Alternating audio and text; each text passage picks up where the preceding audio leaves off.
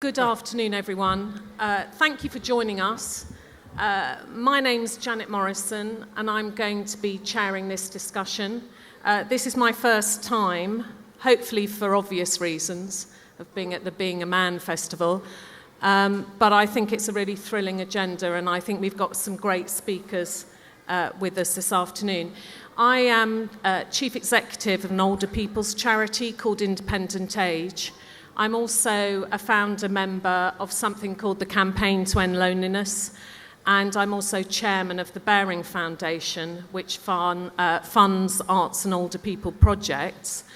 And I'm very aware, being involved in charity, that there's a tension between really raising the public concerns about problems and challenges of ageing, whilst at the same time not reinforcing ageist attitudes and stereotypes. So we're really here to challenge those, and that's the most important part of that, is giving voice to older men themselves. So I'm really glad we're joined today by such great speakers. So I'm going to ask each person to introduce themselves, and then Sheila and Tim will introduce a film, which I think will give us a really good perspective. So first of all, Colin, would you introduce yourselves and just say a little bit briefly about your views about ageing? I'm Colin, and at the age of 17 and a half, I read Henry James' line, "Live all you can. It's a mistake not to, so have your life." So I decided I'd do lots of things in life. Became an art student, a soldier, a farming monk, an estate worker, a priest, a school chaplain, a hospital chaplain, and a parish pastor, and then retired and went to the Conservatoire of Music and Dance, and now I'm a happy dancer. Then I read, at 65, the great Mr. B. George Balanchine, dancer and choreography, saying to people he was training, just do it, don't think about it, do it. So I got into creative dance theatre of all ages and all abilities.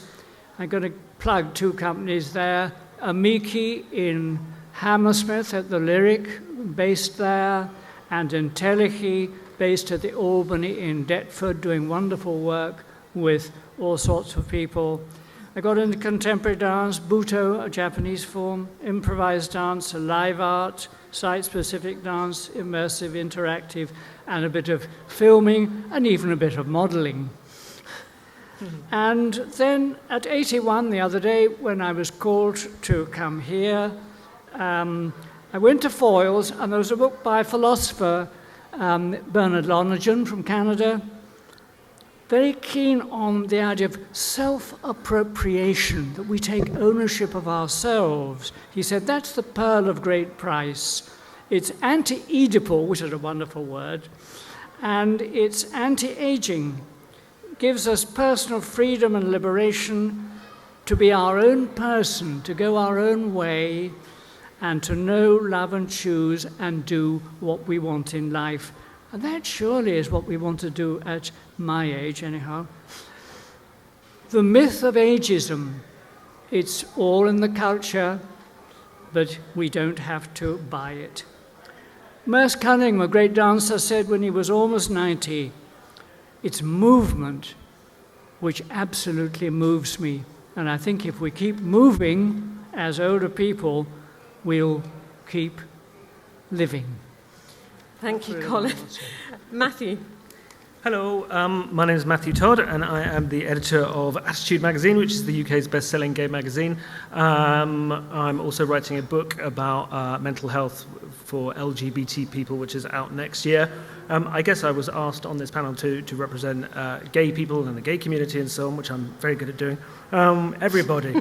But I think there are complicated issues about ageing amongst the gay community, and I know a lot of people, I don't know, there's readers of the magazine or people who know it will, sometimes people presume that a magazine like Attitude is a bit body fascistic. We have lots of young people with their shirts off on the cover, people like Harry Judd, he's a staple of the magazine.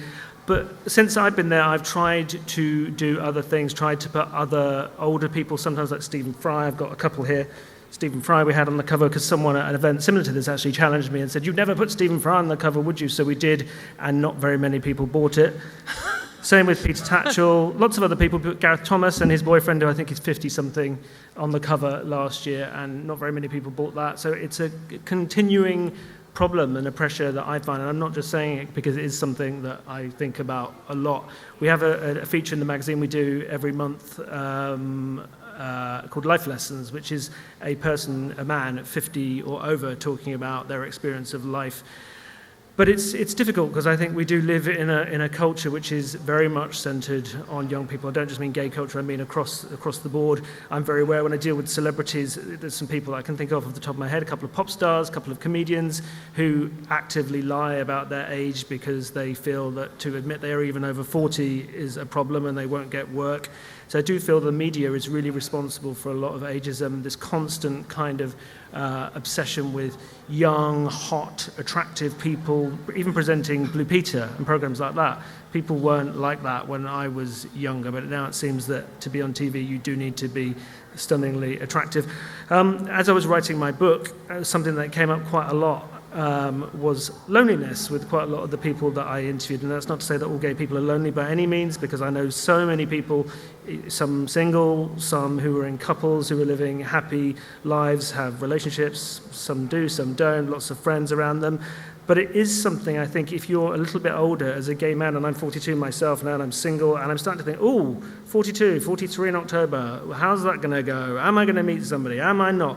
What do I do? Do I still go and hang around these gay bars? And I remember being 22 out in the gay scene and wearing tight tops and looking at people who are 30 going, my God, if I'm that person, 30 years old, standing in the corner, propping up the end of the bar, I want somebody to take me out and shoot me. And obviously I did become that person, 30, 32, 35, 40, and I'm no longer doing that, and I'm really pleased I'm not doing that. I'm pleased that I don't drink anymore, and I'm doing other things and hanging out with people in a different way and trying to make the most of my life as a gay man, as a human being with lots of different types of people that doesn't revolve around hanging around bars and clubs. And I think for some gay people, I think there's not a cultural space to do that, and it's not really represented in the gay media. I'm trying to do that a little bit, but it is a challenge. It is difficult because ultimately the readers of a magazine like Attitude vote with their feet, and unless you put somebody who's 25 and attractive on the cover, they don't tend to buy it. And I get that, because I think we can all sit here and say, we just want older people represented all the time.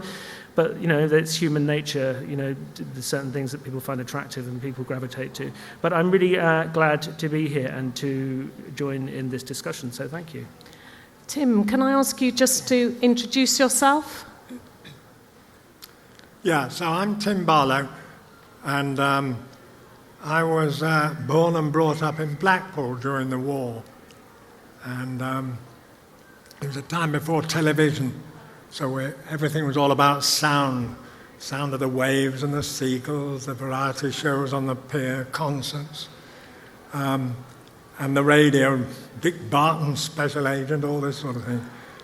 And then after I left school, I joined the army, and I joined a very auspicious time. They just brought out the world's first high muzzle velocity rifle.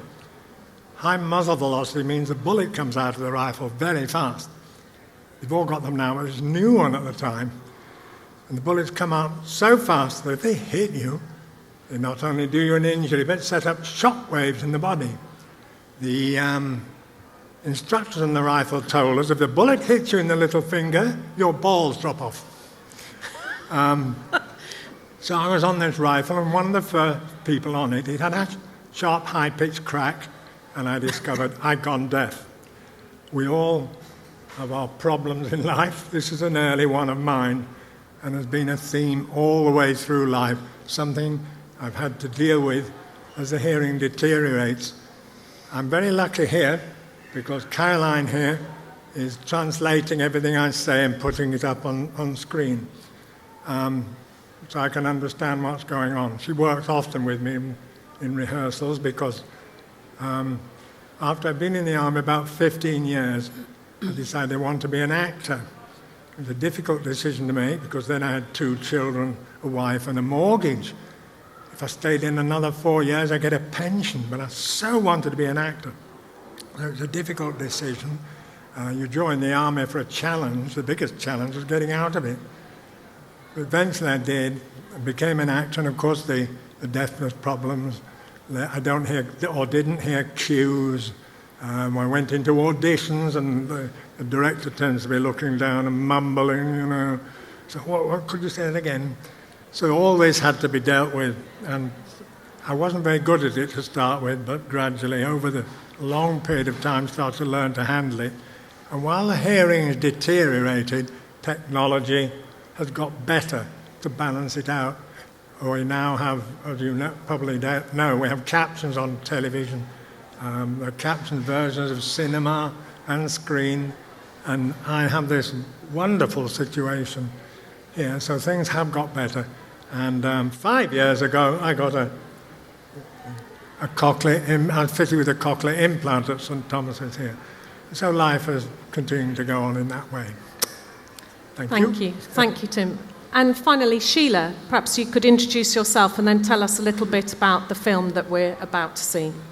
My name's Sheila Hill. I'm an artist, and I'm not a man either, but I'm allowed into this festival because I'm making a work with Tim about his life, a theatre work called Him. So the work looks at the whole spectrum of Tim's life. From his earliest memories as a child, through everything that has happened over 80 years. The ambition of the work is to be somewhere between visual art and theatre. So hopefully it will have the quietness and the fineness and subtlety of visual art, but it'll have the warmth and the engagement of theatre. So what we're going to do, and the work is due to open next September, so we've got 9 months, thank God. What we're imagining is that we have a screen where we show some films of Tim, close up, so that you can look at his face as one does a landscape or a piece of art, I suppose. And there's also Tim the man as the performer talking about his life. So to show you what it's like, we made a short 10-minute film. This film isn't the work, but it gives you a flavour of what we're aiming at. And that's what we've brought today. And I was told I had to signal to someone to show the film, but I can't see anyone. Cue the film. Yeah.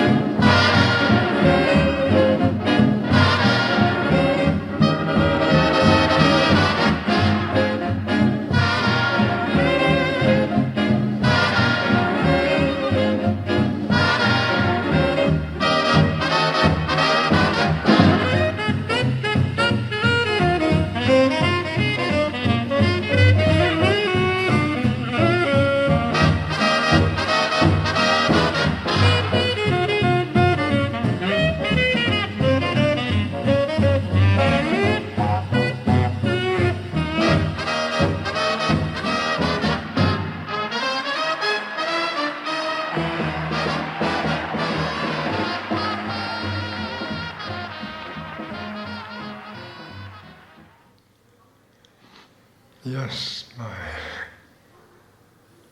father died when I was 5 years old, I think. I remember he'd been away and he came back with something, and he went up into a spare bedroom at the top of the house and shut the door, and he was in there a long time.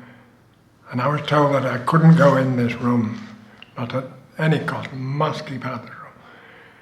Of course, I was dying to know, what's he doing in this room that I can't see? You know? And this went on all day, and in fact, into the next day I went to bed, and then when I got up next morning, he was back in his room, and I didn't know what was going on. Why wasn't I being allowed into the room? I must have been about 5 years old at the time.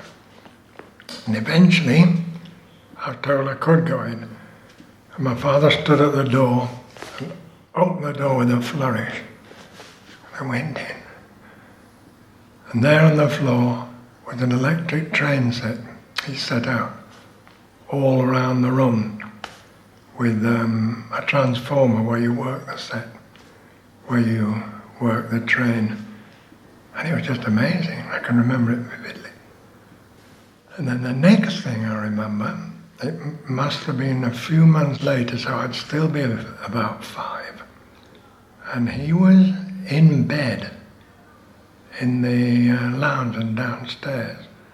So he must have been very ill because he wasn't in bed up. He's in the bedroom. He'd actually brought his bed down into the main living room.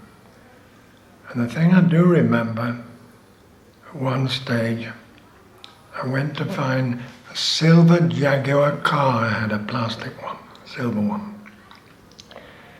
And it was in my toy drawer. There was like a bureau, and the bottom drawer was a particular deep one. And that was all my toys were in this drawer. And I couldn't find it, so I went to my father, who was in bed, and I said, I can't find my Jaguar. And I wanted him to get out, I expected him to get out of bed and find it, but he didn't. He just said, look, go and look again. It was very frustrating. He couldn't get out of bed to help me. I was told I was going to stay with my grandfather. So that was nice, you know.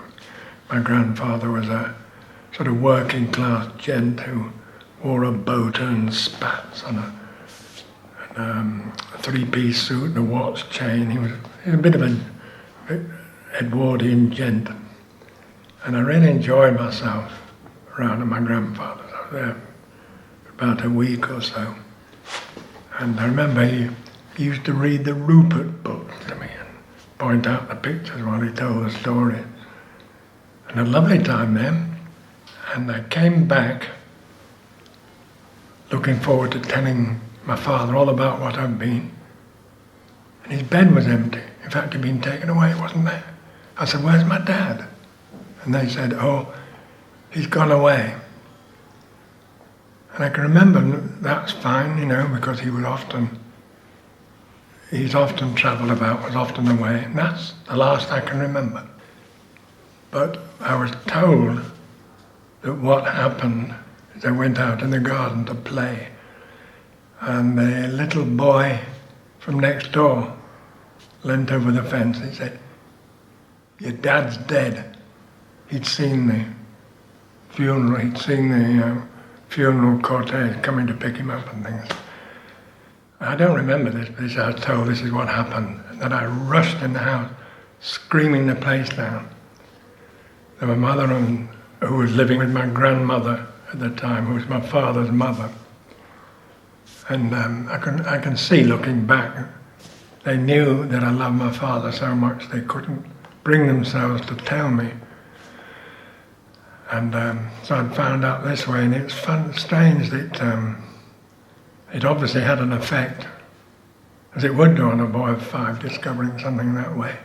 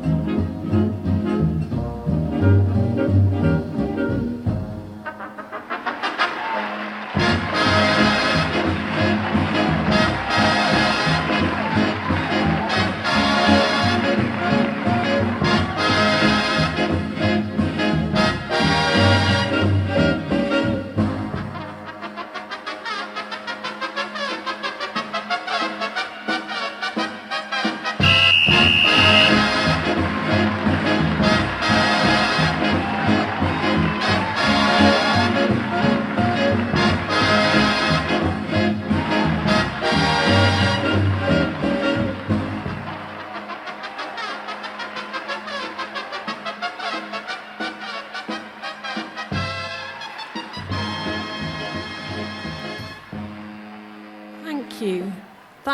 It's quite a stunning film, and I think to be held quietly and reflecting is actually a very beautiful thing, and it's challenging maybe, but it's also very beautiful and very subtle, and I think that's great.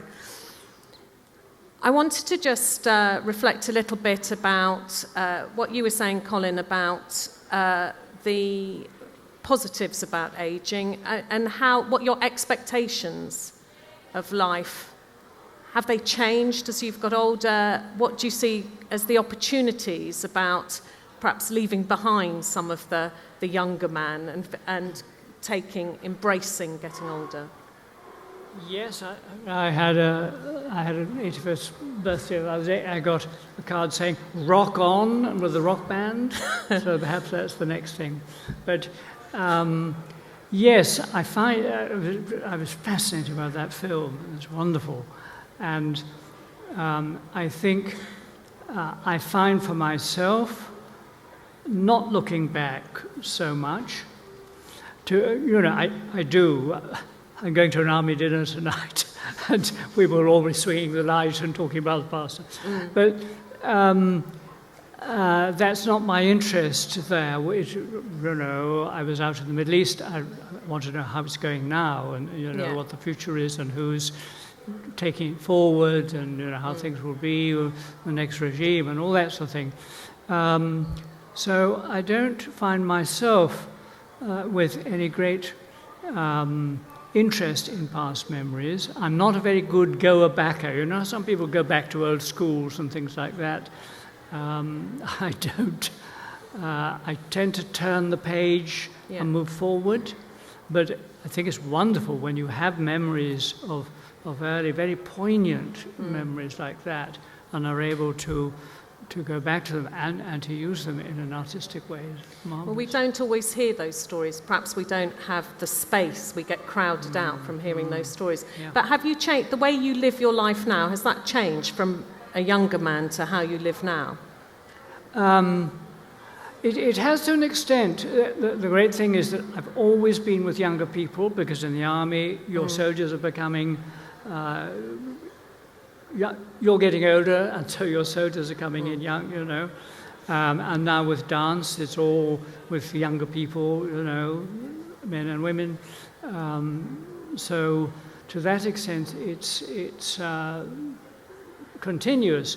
What is different is that one was always in community of some sort. And now I live in a small flat above a church. There's not really so much of a community. Yeah. There is in the parish, and, meeting people, at masses on weekdays or weekend, but there's not that. I had a house community for years of men and women, and so I'm used to community, and having been at a boarding school, an army's community, so always together. Can I ask you, Tim, you spoke in some previous films that you've made about the intensity of life changing and being happy to have moved on from the pace and attitude that younger people have about the intensity of how you live, and actually embracing taking life in a different way. Could you say a bit about that?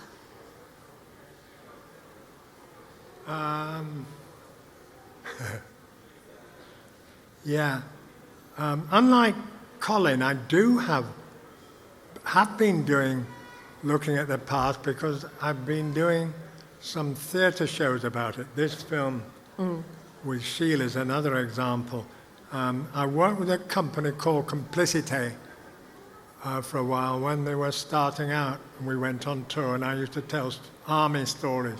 Everybody finds army stories very funny, full of extraordinary characters. And I'd be in my late 40s at this point, and they said, "Oh, you must do a show, a one-man show." So I did one of these, and telling the story about going to Sandhurst from Blackpool. I grew up in Blackpool, And Sandhurst in those days, very class-conscious place. So my mother was worried about me going to Sandhurst with a Lancashire accent, so she sent me to a speech therapist who happened to have a Yorkshire accent, so it didn't help a great deal.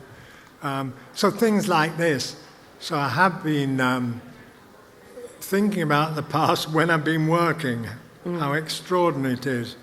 Because I do find the amazing thing about all our lives, this sort of arc it has.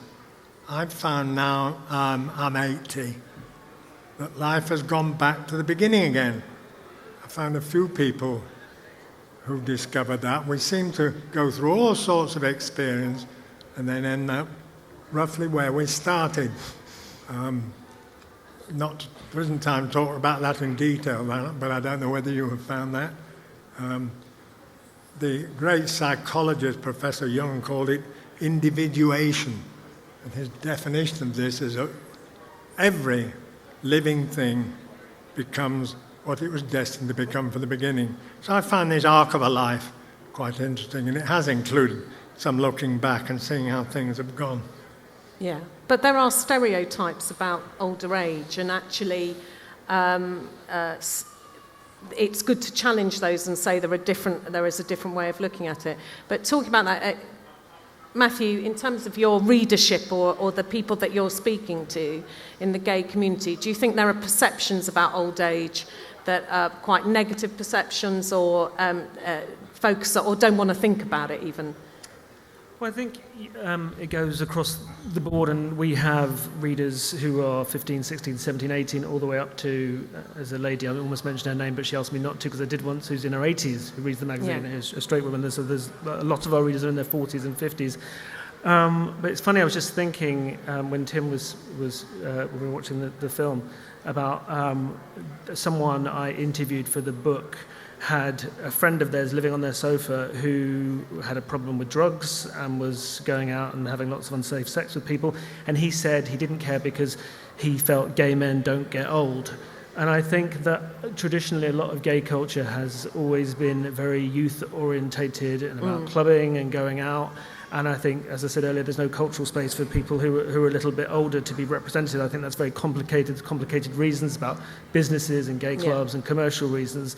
I think I do hear a lot of young people say, "Oh my God, I can't bear the thought of getting old. What happens?" Yeah. And I have heard stories about people who may have been living happy, successful lives, maybe in a couple, and then one of the partners has died, and they've gone to a care home, and they felt they've had to go back into the closet because they can't be themselves. So that's a fear some people have. Saying that, I know lots of other older people. I've got a really good friend of mine who I think he's about 86, I think, and he's still sprightly. He still gets out and has lots of friends, lots of younger people across the ages. So I don't think you can pigeonhole it completely, but I think maybe it was only became partially legalized to be gay in 1967. So we're still kind of we haven't lived out lives for a long time. So I think we're kind of just seeing where that leads us, and I don't think anybody really knows at the moment. I work with lots of people who provide services to older people, and there's an assumption that when we think about older people, there's a majority of women, and of course that is still true, but actually men can feel more isolated by that assumption and actually excluded from things because they want to do something different. They don't necessarily want to do the same things that women want to do. They want to have things designed that appeal to the way that they make connections or friendships or whatever else, which may be different to the way women do. And older women often talk about becoming more invisible. And I wondered whether older men feel the same thing or whether they feel they still have a different experience of ageing. Colin? In our parish, we've got euphemistically called, I think, an over 50s club, and but it is all women, and occasionally they ask me to do a little dance movement afternoon with just putting on music and dancing, and one man used to come only on that afternoon, which was good, but he doesn't come now. I think he's getting pretty elderly. But they don't have any men who come. And there's a good table full of older women, but the men don't come. Yeah, and there are things about how men maintain friendships or maintain emotional connections that are different to women as they age. Okay, thank you very much, everyone, and thank you to our panellists and to the beautiful film and to Tim's voice so clearly expressed in that. Thank you, everyone.